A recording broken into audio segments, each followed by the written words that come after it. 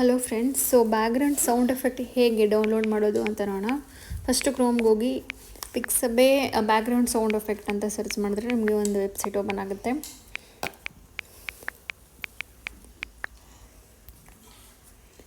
ಇಲ್ಲಿ ನೋಡ್ಬೋದು, ಫಸ್ಟ್ ಇನ್ನೇ ವೆಬ್ಸೈಟೇ ಇದೆ. ಸೊ ಅದನ್ನು ಓಪನ್ ಮಾಡಿ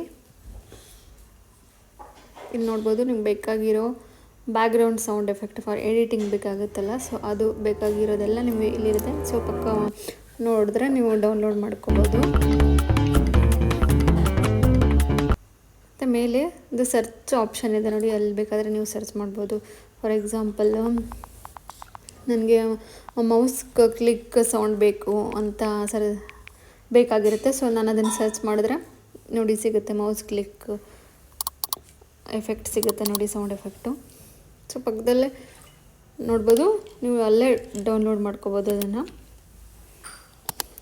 ವಿಡಿಯೋ ಇಷ್ಟ ಆದರೆ ದಯವಿಟ್ಟು ಲೈಕ್ ಮಾಡಿ ಫ್ರೆಂಡ್ಸ್. Thank you.